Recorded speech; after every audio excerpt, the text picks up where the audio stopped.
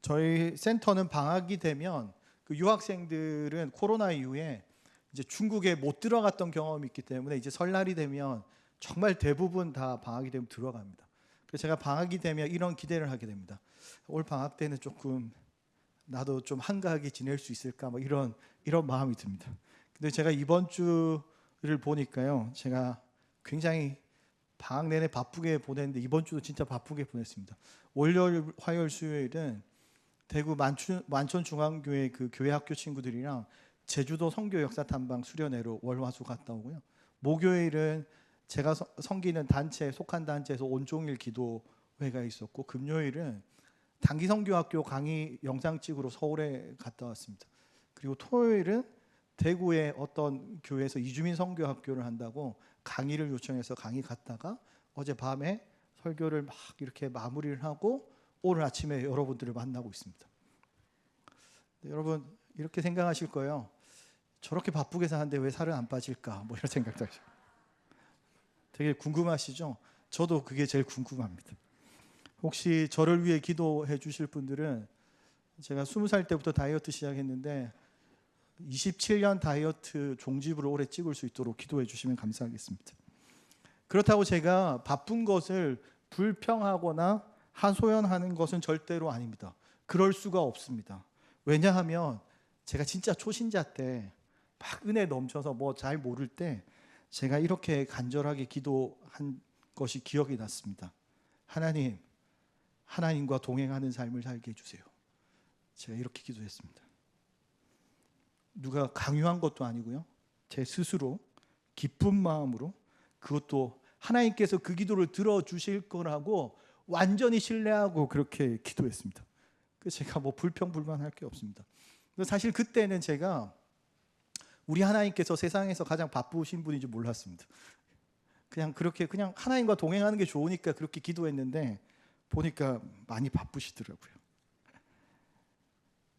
그래서 제가 설교를 준비하면서, 제가 그때 초신자 때는 뭣도 모르고 기도했는데 도대체 하나님과 동행하는 삶을 뭘까, 그것을 다시 한번 고민해보는 그런 시간이 되었습니다. 여러분, 하나님과 동행하는 삶은 도대체 뭐 어떤 것을 이야기할까요? 저뿐만 아니라 여러분들도 분명히 하나님과 동행하는 삶을 살게 해달라고 기도하셨을 줄로 믿습니다. 여러분 아멘이십니까? 제가 조금 전에 힌트를 드렸는데 이렇게 쉽게 또 아멘을 하시면 안 돼요. 네. 이미 기도하신 지 15일 지났기 때문에 취소도 안 되고 환불도 안 됩니다.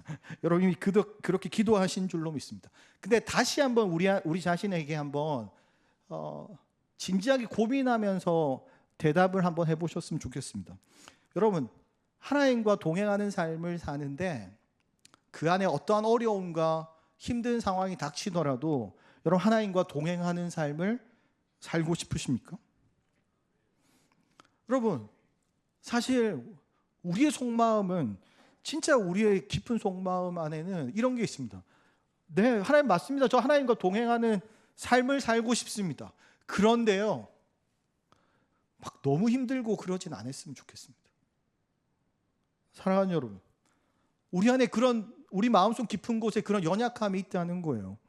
하나님을 동행하는 삶이 꽃길이 아니라는 것을 우리는 너무 잘 알고 있기 때문에 그렇습니다. 하나님과 동행하는 삶이 어떤 길이에요? 좁은 길이고 가시밭길이고 고난의 길이라는 겁니다. 그래서 우리가 그 길을 갈 때 때로는 두렵기도 합니다. 우리가 하나님과 동행하는 삶을 살려고 할 때 자꾸 힘든 일이 생깁니다. 은혜가 넘쳐서 막 혼자 달려가다 보면 사람들과의 관계에 문제가 생깁니다. 때로는 나만 혼자 고생하는 것 같아서 막 혼자 남겨진 것 같은 외로운 감정을 느낄 때도 있습니다. 그냥 하나님과 동행하고자 열심히 순종했을 뿐인데 갑자기 불행해져 있는 우리 자신의 모습을 발견하기도 합니다. 도대체 하나님과 동행하는 삶은 어떤 삶일까요? 그 길은 진짜로 불행한 길일까요? 그런데 우리가 한 가지 명확하게 알고 있는 사실은 있습니다. 그건 뭐냐면 하나님과 동행하는 삶은 어떠한 어려움이 있더라도 믿음으로 하나님과 함께 그 길을 걸어간다는 것입니다. 근데 그게 문제라는 거예요. 하나님과 동행하는 것은 너무너무 좋지만 그 어떤 어려움이 우리 삶에 비집고 들어오는 것은 싫다는 겁니다. 도대체 그럼 우리는 어떻게 해야 될까요?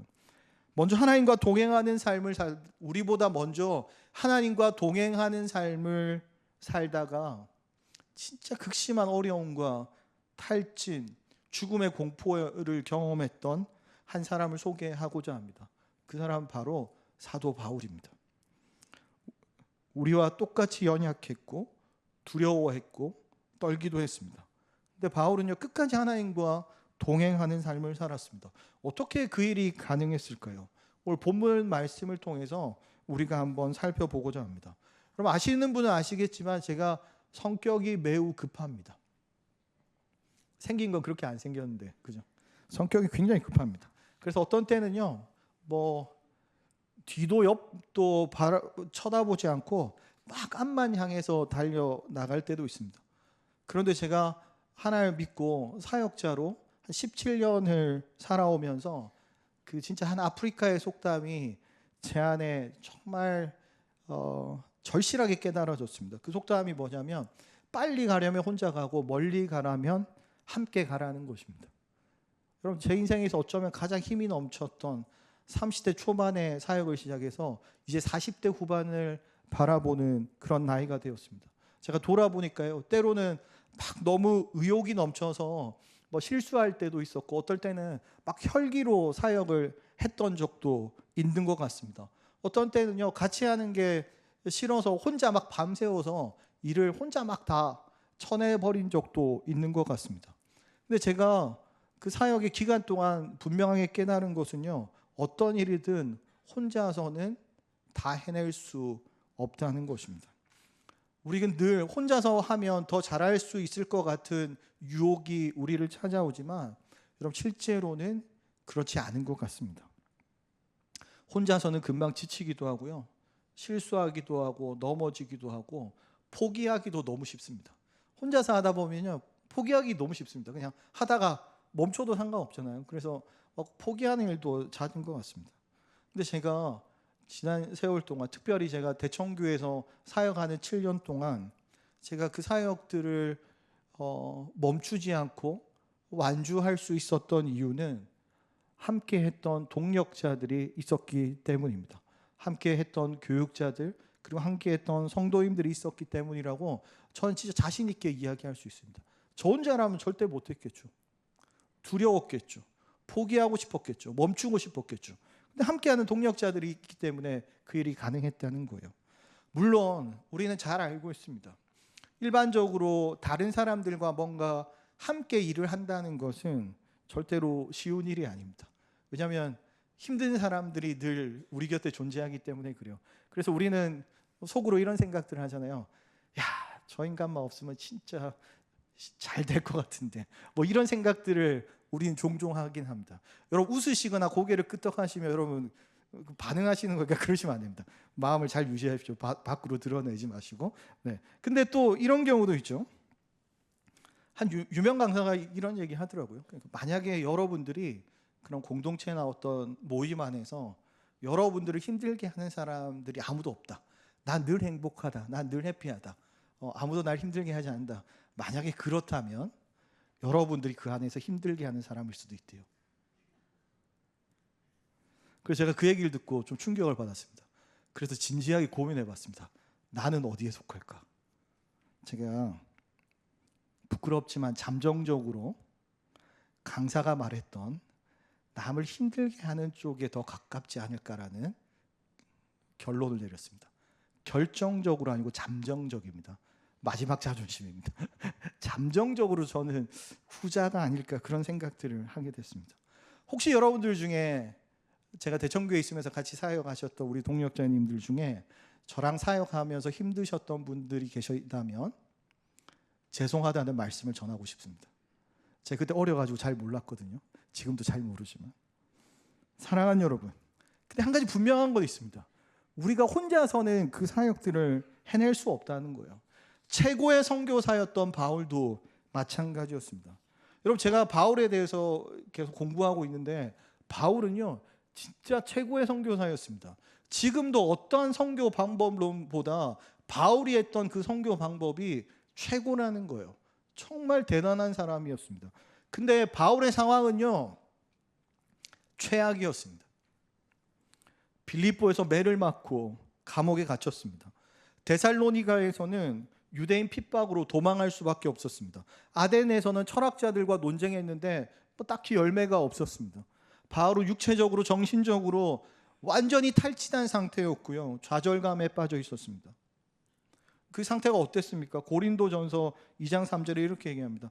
내가 너희 가운데 거할 때 두려워하고 심히 떨었노라. 고린도후서 1장 8절과 9절에서는요 이렇게 얘기합니다.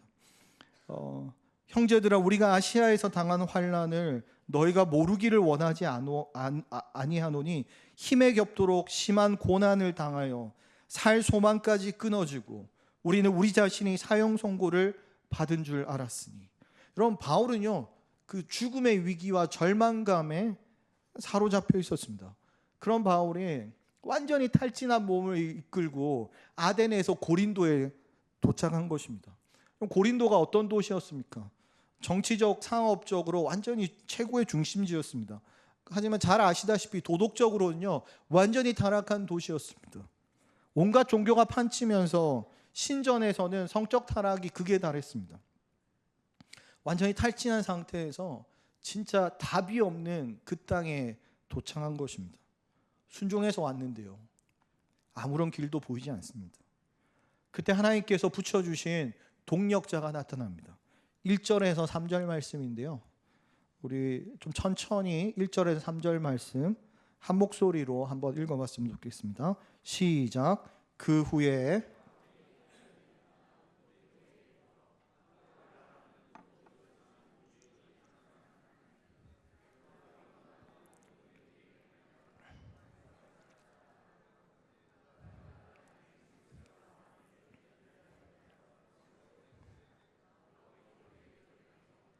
생업이 같으므로 함께 살며 일을 하니 그 생업은 천막을 만드는 것이더라.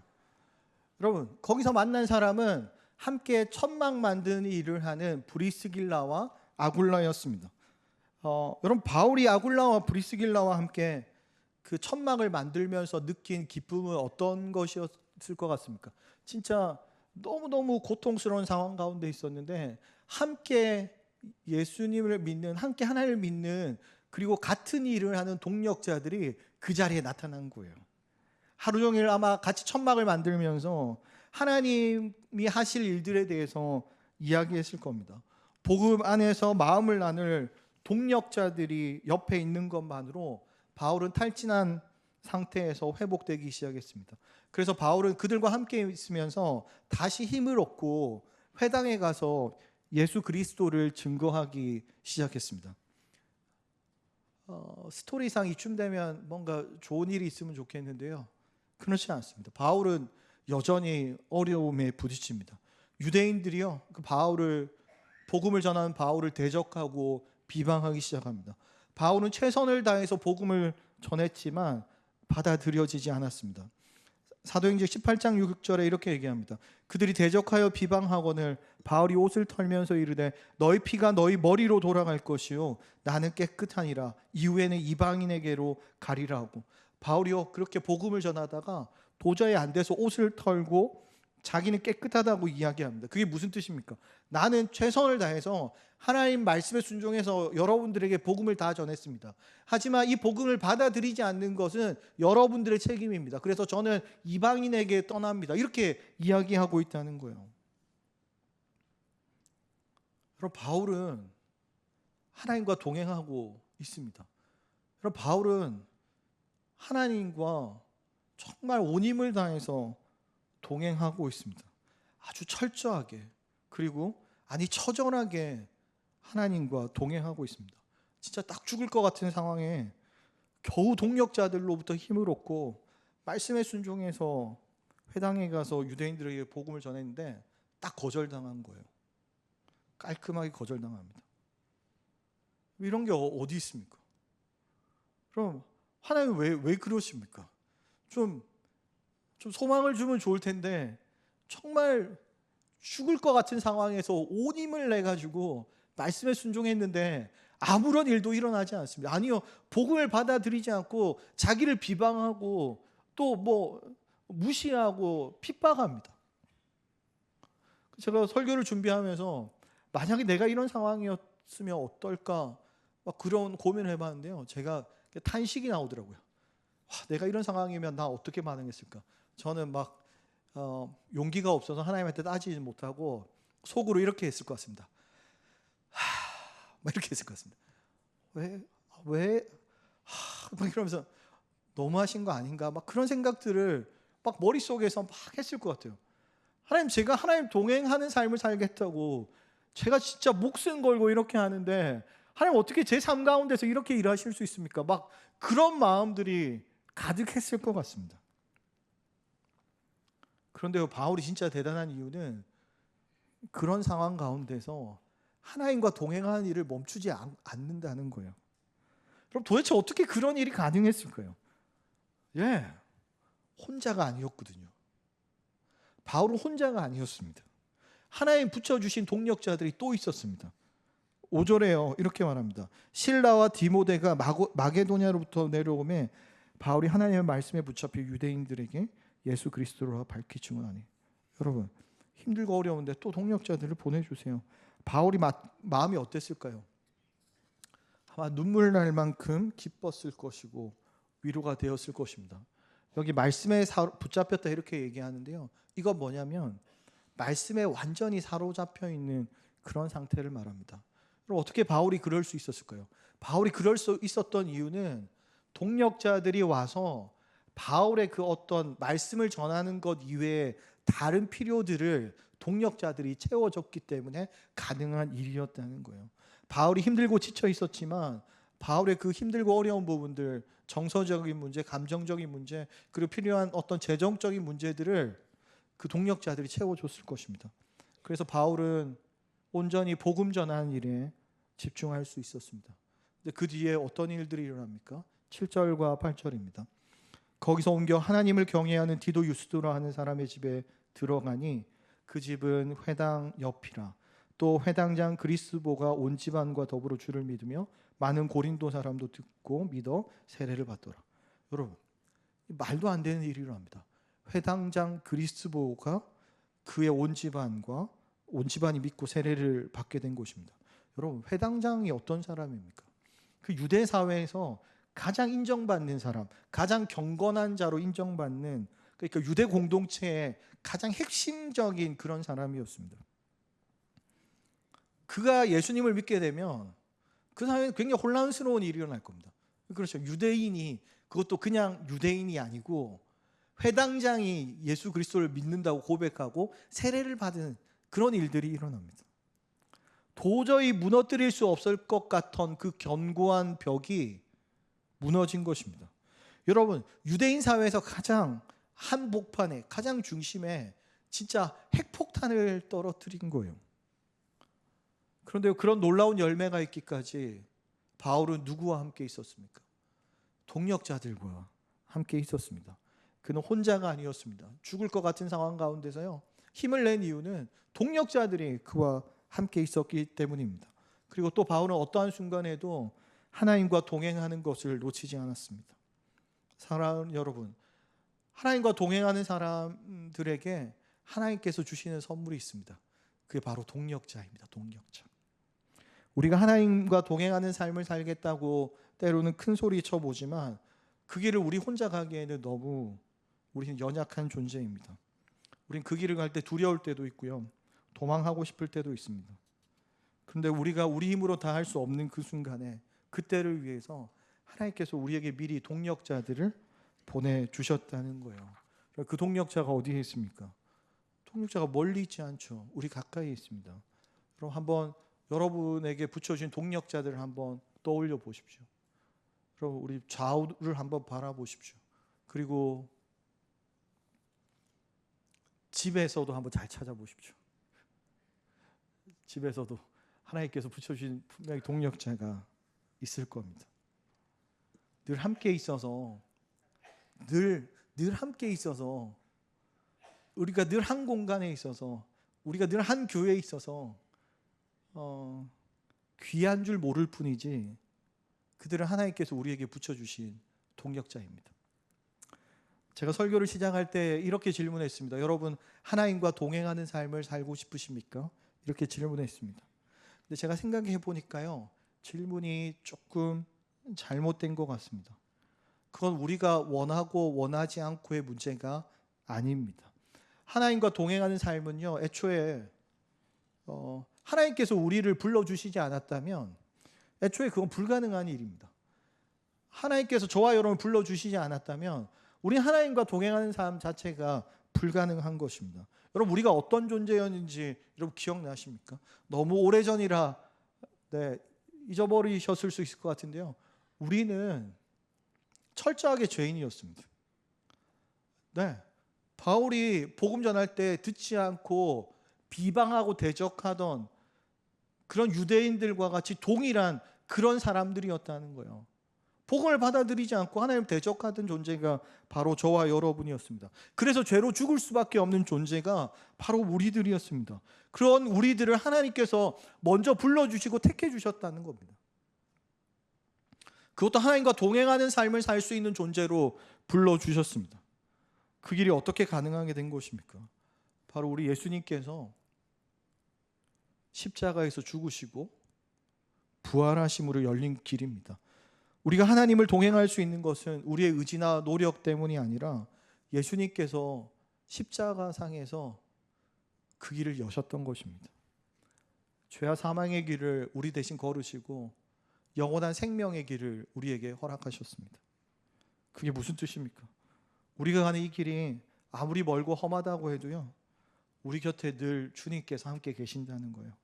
우리가 아무리 힘들고 어렵고 죽을 것 같은 그런 공포 가운데 그 길을 걸어간다고 해도 그 길은 우리 예수님께서 먼저 걸어가셨던 길이라는 것입니다. 그럼 우리 예수님께서 걸어가셨던 길이 어떤 길입니까? 사람들에게 배척당하고 조롱당하고 비방당하고 거기다가 십자가에서 창에 찔려서 온몸에 피화물을 다 쏟으시면서까지 걸어가셨던 그 길 아닙니까? 왜요? 그 길 끝에 뭐가 있었습니까? 그 길 끝에 부활의 영광이 있었던 거예요. 저와 여러분들을 위해서 예수님께서 그 길을 걸어가셔야 했습니다. 그러니까요, 우리가 걸어가는 그 길 끝에, 하나님과 동행하며 걸어가는 그 길 끝에도 그 놀라운 부활의 영광이 있습니다. 거기 누가 계십니까? 예수님께서 계십니다. 여러분 믿으십니까? 그래서 우리는 실패해도 넘어져도 두려워도 그 길을 가는 것을 포기할 수 없다는 거예요. 왜요? 우리가 걷는 그 길은 예수님께서 먼저 걸어가셨던 길이고 그 길 끝에 우리 주님께서 우리를 기다리고 있기 때문인 줄로 믿으시기 바랍니다. 그래서 우리가 그 길을 걸어갈 때 그 길을 완주하기 위해서 주님 기다리고 계신 그 마지막 도착지, 종착지까지 완주하기 위해서 우리 누군가와 함께 그 길을 걸어야 합니까? 하나님께서 우리에게 붙여주신 동력자들과 함께 그 길을 걸어가야 할 줄로 믿습니다. 사랑하는 여러분, 그럼에도 불구하고 우리는 참 연약한 존재입니다. 머리로는 그래, 주님께서 걸어가신 일이니까, 그 길이니까 우리도 갈 수 있어, 두려워할 필요 없지, 주님께서 함께 하시니까, 하나님께서 함께 하시니까. 네, 그렇게 우리는 이성적으로는 그렇게 생각합니다. 근데요, 끊임없이 사탄 마귀는 우리 가운데 두려운 마음을 줍니다. 야, 그렇게 하면 힘들걸? 너만 그러고 다른 사람들은 편하게 사는데 너는 왜 그 힘든 길 가? 그냥 너도 편하게 살아. 야, 그 길 진짜 힘들어. 죽을 수도 있어. 고통당할 수 있어. 너만 힘든 게 아니라 너희 가족들도 다 힘들걸?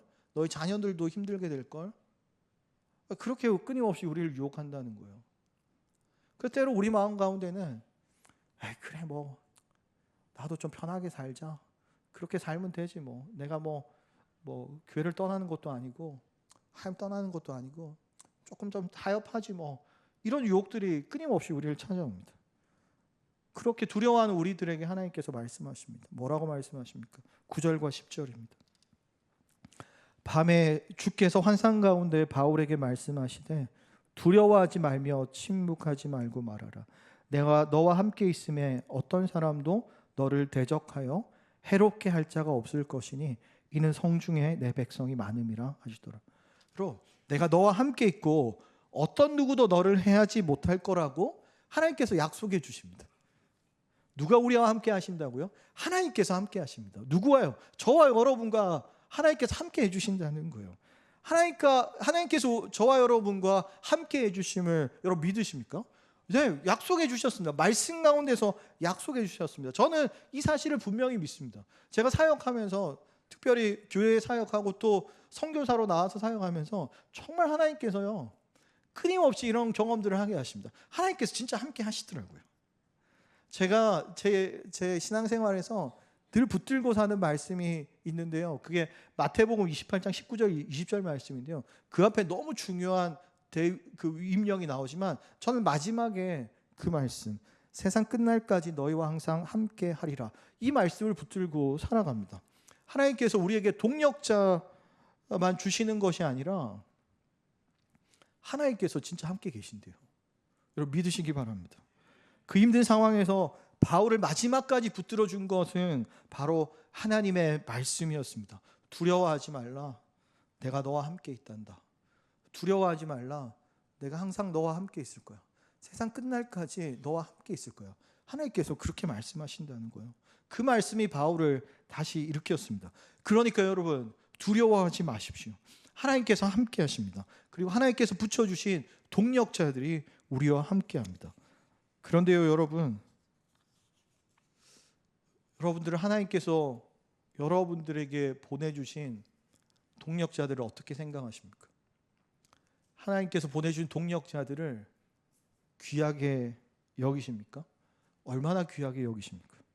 우리에게 허락하신 동력자는 단순히 우리가 교회 안에서 아니면 어떤 일을 할 때 같이 일을 하는 정도의 수준을 이야기하는 것이 아닙니다. 일을 할 때 와서 도와줄 사람을 이야기하는 것이 아니라는 거예요. 우리가 믿음의 길을 갈 때, 하나님과 동행하는 그 길을 걸어갈 때 때로는 넘어지고 포기하고 싶고 낙심되고 두려울 때 함께하는 존재가 바로 동력자입니다.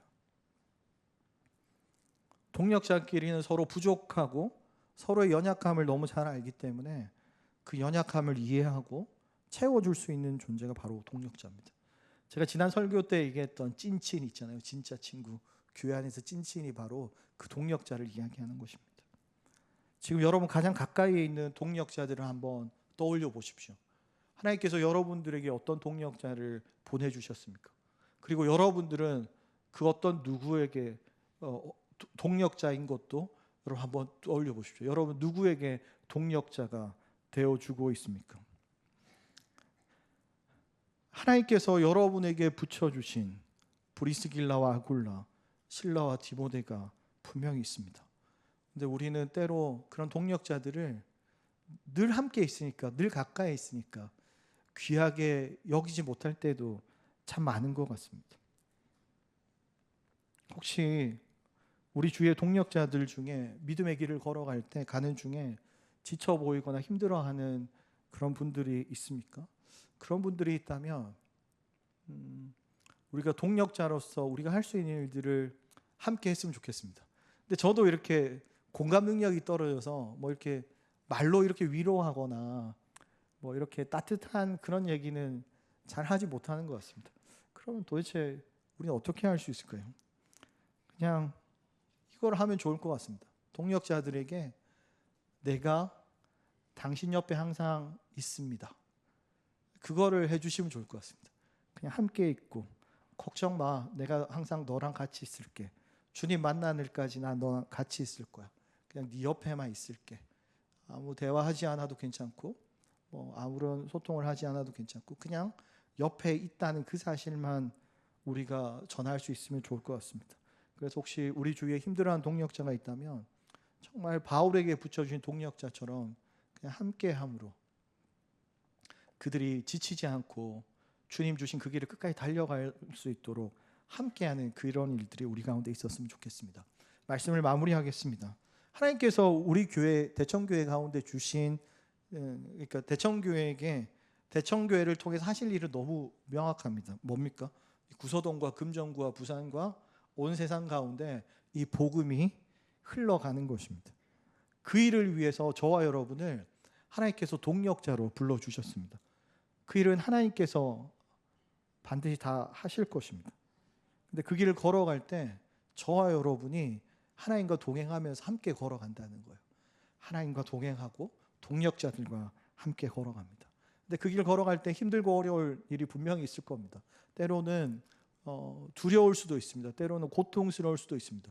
때로는 포기하고 싶을 때도 있을 것입니다. 그런데 여러분 걱정하지 마십시오. 하나님께서 함께 하십니다. 여러분 믿으시기 바랍니다. 우리는 절대로 혼자가 아닙니다. 그리고 우리에게 보내주신 귀한 동력자들이 있습니다. 그들과 함께라면, 그리고 하나님과 함께라면 괜찮을 것 같습니다. 우리는 여전히 부족하지만 그들과 함께라면, 그리고 하나님과 함께라면 괜찮습니다. 저와 여러분은 또 내일부터 또 바쁜 한 주를 세상 가운데서 살아가게 될 겁니다. 늘 우리가 혼자가 아니라 우리에게 주신 귀한 동력자들과 함께, 그리고 동력자를 선물로 주신 하나님과 함께 동행하는 삶을 주님 계신 그 마지막 종착지까지 한 걸음 한 걸음 걸어가는 그런 저와 여러분 되어지시기를 주님의 이름으로 축복합니다.